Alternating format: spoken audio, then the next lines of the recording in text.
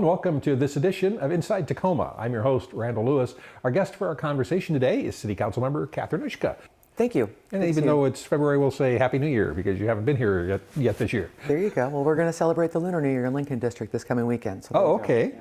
Well, let's get into that. Let's talk about your district, which is frequently just called the East Side, but it actually includes more than that because it comes onto the west side of Pacific Avenue as well, right? I always say East Side, South End, so it's south of I-5 down to 56, over to McKinley, down to 72nd, and over to the east side of the city. Okay.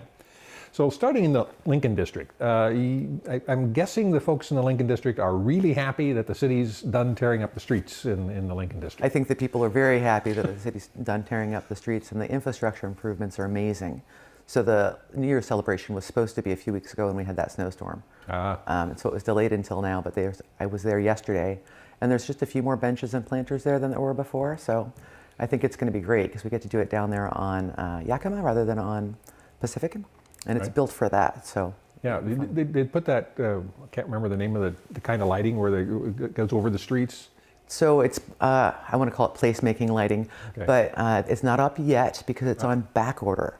And it had something to do with hurricanes, and I can't tell you more than that. Okay. But it's coming. But it's the kind of lighting that people want to know what we're talking about. It's on the northern end of Pacific Avenue in downtown Tacoma, north of 9th Street. There's that catenary lighting or whatever it's called, where it crisscrosses the streets and kind of creates a different kind of ambiance in the area where it's used. And that's going to be installed there in the Lincoln District. That's correct, yeah. And I want to say that last I heard it was around April. Okay. But I'm not sure. It's on back order. Must be really popular. Yeah. So anyway, the street work's been done. It certainly looks a lot different than it did. You've had some new businesses come in, including some chains. Even there's a Starbucks, which I've been to a couple times, and always seems to be doing a very lucrative business. Of course, with Lincoln High School a block away, it was a ready-made market. But so there's been investment already in the new area. So between the Lincoln Starbucks and the Eastside Community Center, it represents really significant change to me, right? Because all of a sudden, for the first time in 20 years, I can run into people in my district when we're not working on a project, we're not coming together to clean up garbage or something like that. We just are running into each other. So we're talking about kids and gardens and things like that. So there's a whole development of social capital that happens when you can actually get to know your neighbors in that way. So it's very exciting. Now, one of my favorite drive-in restaurants has been a long place in the Lincoln District. I'm not familiar with coffee shops, but I'm guessing that there were other coffee shops before Starbucks moved in there, into that area. But usually what happens after, because there's always the concern about the chains coming into an area, but usually what happens is other coffee shops will open after Starbucks figures out there's a market there. And so we might actually see locally owned coffee shops open up in the area once the big guys figured out that there's a market there and spent their capital on that. It could be. It certainly sends an economic signal when Starbucks comes in, and there have been other coffee shops and they have a hard time being sustained. This Starbucks is actually considered a community store, which means they're doing it for the community versus for profit. That said, it's always crowded. There's always a line, so I think that they might be pleasantly surprised at the economy. It's been very busy the times I've been there. Yeah. So. And it does have a drive-through, which is not necessarily a great urban thing, but it's something of a necessity these days, and we haven't become so urbanized that we don't even have them at all. So it's nice to have it in the neighborhood, and certainly at a prominent corner as well. It is, and it's interesting because it's a chain. There's so many wonderful local businesses there as well, right? Right. So, and I don't know if you've been down there and seen the cloud artwork that's up over the street. Yes. Yeah. Really, really nice. So it's really pretty, and it's Okay, and then you mentioned the other great piece of infrastructure that's been done recently, which is the Eastside Community Center, which is still this remarkable story, even though it's complete now. How quickly the community came together around that, and the money came together around that. Basically 6 years, which seems like a long time, but is really not in terms of an idea coming out of nowhere and coming towards reality and the place being open already. Being open, yeah, no, it's phenomenal. It's absolutely phenomenal. Yeah, and again, it's a place for people to gather. Metro Parks was concerned that they would have challenges meeting their membership goals, but they were exceeded before January for the year. So that's a fantastic thing. We were going to do our council retreat there, but it was booked and they couldn't get in. There's a comprehensive review community meeting, and again, they couldn't get into the Eastside Community Center because it's so busy already. It'll be over at Stewart at the end of the month, by the way. Yeah. And because I do legislative work, I happen to know that the 27th District Legislative Town Hall meeting is going to be in March at the Eastside Community Center instead of Evergreen State College, which it has been traditionally at. Well, and it's a phenomenal thing because for the East Side and the South End, if something happened and you wanted to bring the community together, unless you could get a school, there was literally no place to meet. So now, for instance, when we had the uproar with Walsh Construction selecting a high traffic area for the Hilltop Lincoln Extension place to put their stuff. 38th and Pacific, yeah, right. yeah. They could set up a meeting at the Eastside Community Center so that we could get together and have that conversation with Sound Transit in the city. Previously, there wasn't a place. Ah, okay. And yet there was another small community center on Portland Avenue. It's been there for a long time, and I do want to mention what happened to that because that was also kind of a positive thing in the end. The way that turned out, the Park District's attention is to the much larger, much more comprehensive facility at the Eastside Community Center. They still own the old Portland Avenue Center, but they've turned it over to a private, nonprofit developer or to operator. Rather yeah, there was a long community outreach process and an RFP process. It's been turned over to KWA, and part of the Women's agreement. Association, right? Correct. Thank you. Part of the agreement is that many of the things that the community center already offered will continue to operate. So in that lower Portland Ave area, there's very, very few services, and that was of high value to the community. And Parks heard us, and in partnership, we all worked together. And I believe it's going well. I actually haven't had a chance to check in on that recently. Okay. And then, of course, if we're going to talk about investments in your district, we cannot not mention probably the very largest one that Tacoma's seen in a very long period of time, which is this enormous building being built next to the freeway in the east side of Tacoma by the Puyallup tribe. Took me a minute. Yes. Now, we obviously, it's the tribe's project, their new casino for Emerald Queen. We actually don't have much to do with it, though I think the city vacated some streets and did some procedural governmental things that the tribe asked for. But this is not something that the city had any planning involved with or permitting or any of that kind of thing. Obviously, we'll use some city services. It'll have our utilities and all those sorts of things. It's quite. You can see it from City Hall, and you can see how large it is. But it's another thing when you actually drive on I-5, go past it, and look how enormous that facility is. It's enormous, and it's also attractive, right? So the infrastructure improvements that brings to that lower Portland Ave area that I just described as not having many services is amazing. Right? It's always been curious to me that you could get off I-5 and come up through the Puyallup tribal lands with no recognition really that the tribe was there. The other casino was still there, but it was much more minimal. So I'm kind of looking forward to where that's going to go. They have a couple hotels in mind, and they finished their parking. Yeah, I think that's going to be a positive for all of us. Right, I think you hit it on the head. That if you were from Tacoma, you knew where the Emerald Queen was, and there were certainly people who were really big into visiting casinos, who like gambling and like the socializing of gambling and all that sort of thing, who knew where it was. But you're right, it was not exactly something you noticed when you drove by on I-5 or even up Portland Avenue for that matter. But now you cannot miss that. You know that it is the Puyallup Tribe's Emerald Queen Casino. And the amenities will include not just, if you're not interested in gaming of any kind, it's going to have meeting places, it's going to have restaurants, a number of different kind of restaurants as part of it, as well as places to stay eventually. So I was going to say event spaces, exactly. Right. So we've gone from really no places for community to congregate to quite a number coming up all at once. And it's very exciting as far as I'm concerned. Right, and then this is happening in a time which is also for someone who's been with the city for a very long time, and since the beginnings of the Puyallup Land Claim Settlement Agreement between the city, the state, the county, and the Puyallup Tribe, we've seen a remarkable growth in that arrangement or that interaction in the past year. Right? I mean, for the first time ever, the City Council had a joint meeting with the Tribal Council. Every city council that I've worked for since 1991 has wanted that to happen, but it never did happen until just recently. You were part of that. Mm-hmm. The city council formally placed the tribe's flag in the city council chambers. Mm-hmm. We've entered into new agreements with the tribe about how we treat each other and talk to each other. And all comes out of that agreement, and all comes out of the extraordinary work that city staff and city elected officials and tribal elected officials and tribal staff have done together, it just seems to be on a much more stable, a much more firm foundation than it's ever been before right now. That's my impression as well. You know, you have a different tribal council and you have a different city council. You know, some of the work that we're doing in smaller groups is really just working with the tribe side by side for how do we make sure that we clean up that area so that when they have a high amount of visitors coming in, that's an attractive area to be in. I'm really happy for where the relationship is going for my district. The reservation is a large portion of District 4.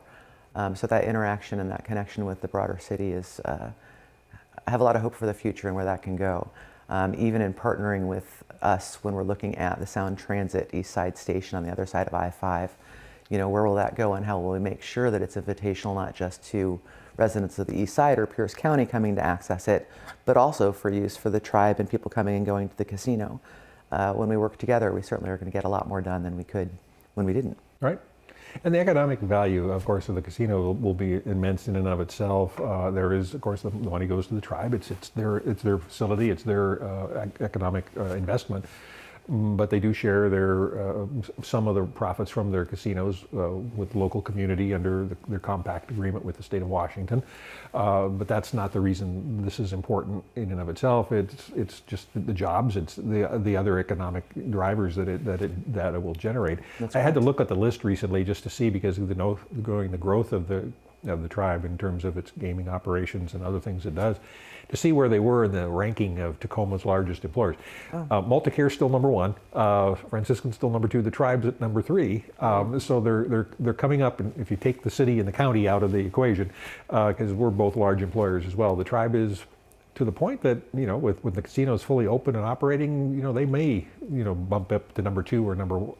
I think they're a little ways behind Multicare, but they may exceed Franciscan in terms of employment, depending on how much hiring they do at that site when it's open, which is kind of, again, quite a remarkable thing for the East Side for the change it will make there. And you mentioned Sound Transit, so I want to go to that.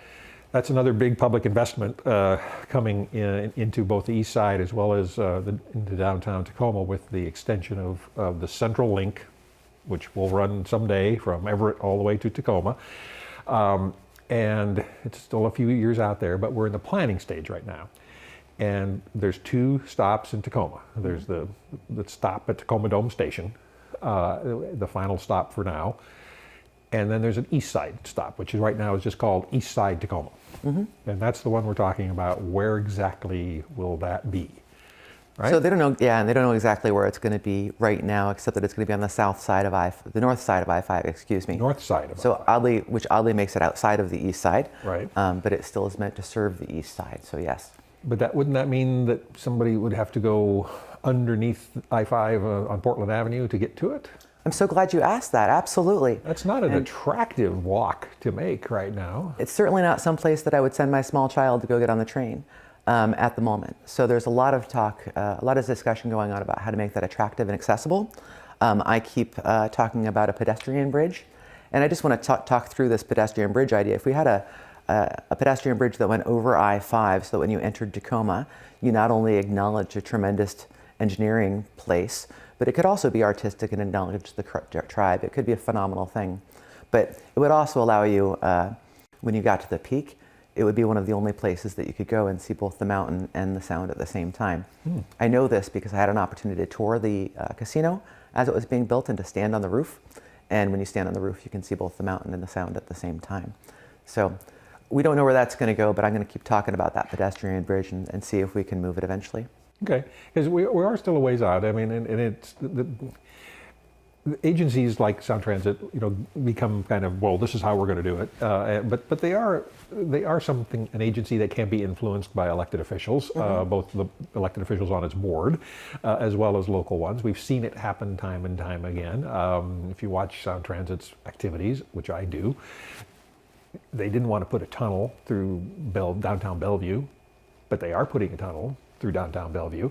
And so I mean, there's other changes that have been made that may not have been what they originally envisioned. So I mean, I think some community pressure and some activism can make a difference. And I think there's going to have to be some changes to make it viable whatsoever, right? I mean, right now the plan, because it's not funded to have parking around it, but if you have a place to get on a train at the end of I-5 in that area, with no place for people to park or really any way for buses to circle, you're gonna be challenged.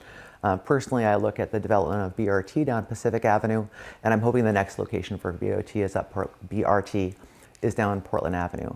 When we're making decisions about these kind of investments, I hope that we're looking 50 years ahead, right? And 50 years ahead from now, we're not going to be looking at the traffic we're looking at now. Right. We're going to look at 10 times as much traffic.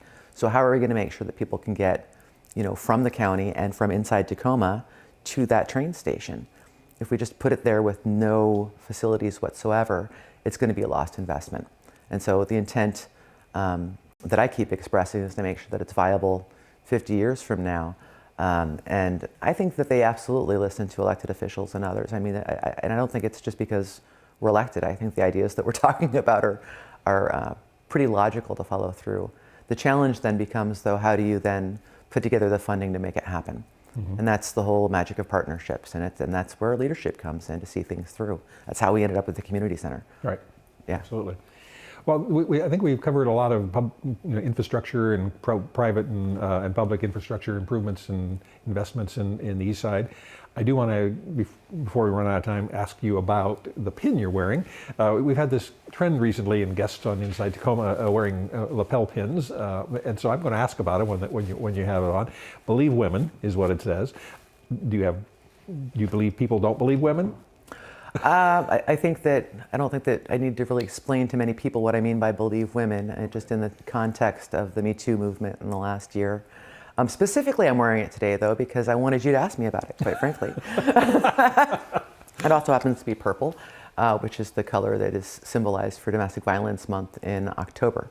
And I serve as chair of the Crystal Judson Board, and I also serve on the health department. But there's a comprehensive review going on, both by the county and the city, for domestic violence services right now through the end of the year. Really trying to look at the money that's invested and how to get better outcomes. As you may or may not know, domestic violence hits every person, every strata, social strata that we have. It's higher in Tacoma than it is in the county. When you look at, I think we've had 2 different murder-suicides just in this year so far that were domestic violence related. So being able to make sure that you have both prevention measures and ways to help people who are stuck in that is huge in terms of, from a humanitarian standpoint, certainly, but whenever you have anybody suffering that much, it hurts people around them. There's a negative effect for the greater community as well. So I'm looking forward to that review and what we can do to make sure that we're serving more people more effectively. Now, the Crystal Judson Center is one of those other duties as assigned that city council members wind up doing, a variety of boards and commissions and things Correct. like that, regional as well as local. But you're on your second year in the city council and you're chair of something already. That's kind of remarkable. It shows some, you must have been really engaged and involved and convinced everybody else that we want her to be chair of this. I didn't really set out on any big mission to be chair. I am chair and I'm proud to do it. I think it's an important place to be. I'm also chair of the Board of Health. Oh. So as a second-year council person, I do have a lot of important leadership roles that I take very seriously. And quite frankly, I feel privileged to have the opportunity. So. All right, and I'm curious about the statistics about that domestic violence reporting is higher in Tacoma than it is in Pierce County. Tacoma is about 25% of the population of Pierce County. Is this one of those things where the reporting mechanisms within the city are simply better than what they may exist in the county, so we get more accurate reporting, or is there just more incidents of domestic violence inside the city? I would say both are possible. We don't actually have the data measures to tell us the whys and hows for that number right now. Hopefully as we go through this review, we'll get some more insight on what the issues are exactly. It could be that people know more about reporting in the city of Tacoma. It could be that in a denser population that has a higher level of community that's defined at risk, that there's a higher level of domestic violence. Hopefully this review will help us understand some of those issues so that we can provide better services. Okay. But and then the Board of Health, of course, is an organization that is unique. The one that we have here is uniquely, normally the Board of Health is a county responsibility under state law, but there are options allowed for cities to kind of jointly do that operation, and that Tacoma has bought into that. Tacoma actually contributes cash each year to the Board of Health in order for to have the seats on the board and to have it be called the Tacoma-Pierce County Health Department. That is not the case in most other counties other than King, where it's all a county-wide function. So Tacoma's always taken health issues very seriously because this is something Tacoma voluntarily does, is contribute money out of its general fund to the Board of Health.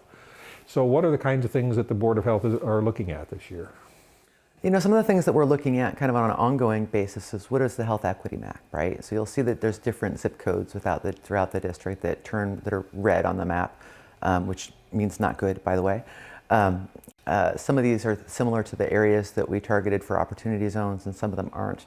When we look at the health measures index for counties, our score is not as high as we would like it to be. And if we can work really collaboratively on bringing up the health index scores for people from a county-wide basis. And I think that collaboration is really important because people that are experiencing a lack of opportunity in Spanaway and Parkland are having very similar experiences to people on the east side of Tacoma. So you can figure out what best practices are and then you can apply them, right? And I hate to put it in terms of just scores. I mean, we're really talking about things like the people will live 7 less years if they grow up in the east side of Tacoma than they will in other parts of Tacoma, for instance. These are pretty relevant measures, higher levels of obesity and diabetes, things like that.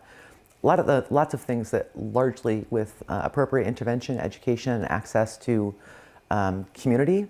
And some of it's community because there's health benefits from social engagement, which is really interesting how much that plays in. And some of it's access to activities, right?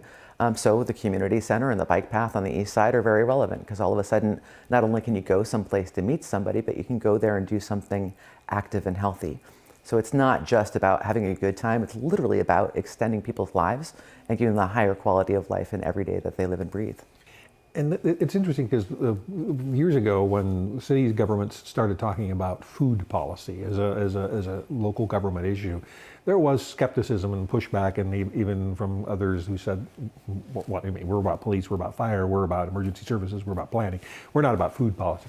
But when you start talking about health issues like this, and 7-year difference in life expectancy in one part of a city that isn't that large. I mean, we're only 15,000 people in 60-some square miles. We're not a huge city.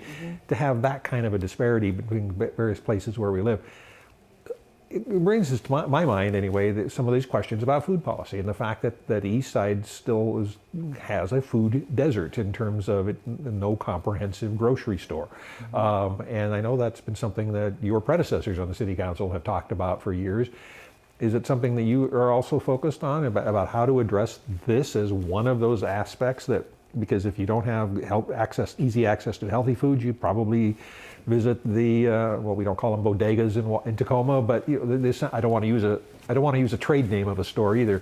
The bodegas, we go to the convenience stores where the sugary snacks and the salted snacks are the easy and cheap things to buy. So I'm glad you brought it up. I am interested in food innovation and food innovation zone development in the east side of Tacoma, and that is what my predecessor kind of started to lay the groundwork for. There's only a few in the country, and really deciding like what do you do exactly. I met with a class from UW of nurses, and they said, well, what exact policies do you need to put in place to make this happen? And the answer is, I don't know. We got to keep working about it and figure out where the gaps are and figure out what the barriers are and move forward from there. In food deserts in general, there will be convenience stores, as you say, and the challenge is that it's higher cost, lower nutritional value food. When you look at the transportation corridors and the limitations of transportation in the same areas, not much east to west, for instance, and north to south. But if you need a bus, for instance, to get back and forth from the grocery store, you're not going to go and get fresh frozen items for your meal for the week. You're going to come back with a lot of processed dry goods because that's what you can carry back on a bus ride that you might need to change routes 1 or 2 times before you get there. So it's not just all about grocery stores, it's about economic development. It's about making sure that people have healthy habits, and then it's also making sure that there's access. That access could be the actual provision of a store. It could be other innovative means of working with markets and smaller bodegas, as you would say, to ensure healthy and affordable access at the same time. So we're working on how does that come together. The Eastside Collaborative is an organization that's been together for a couple of years now that's really working on food equity as one of its primary goals as well. So there's been a lot of conversation, and we have a lot of good assets, I think, lined up. For instance, when the Eastside Community Center was built, it was built with a teaching kitchen with the intent for Bates Technical College culinary group to be able to work in there on those, just exactly those sorts of things. What you have to do next to get there, since we're doing something that isn't done so often, is not so clear. There's some grants right now that I'm working with UW and the health department on seeing if we can put together that would help do some research and frame out what that plan might be with a variety of community outreach to make sure that there's input. Because as we know, that if you might have the best idea in the world, but if the community hasn't been a part of it, the community won't be a part of it. So we need to grow this from the ground up, all puns intended. All right. Well, this is a great issue, and I'd love to spend more time on it, but we are out of time Oh, there you for go. the show. So we'll have to have you back and talk about that tomorrow. Excellent. Thank you for being here. Our guest has been City Council Member Catherine Ushka. We look forward to seeing you next time here on Inside Tacoma.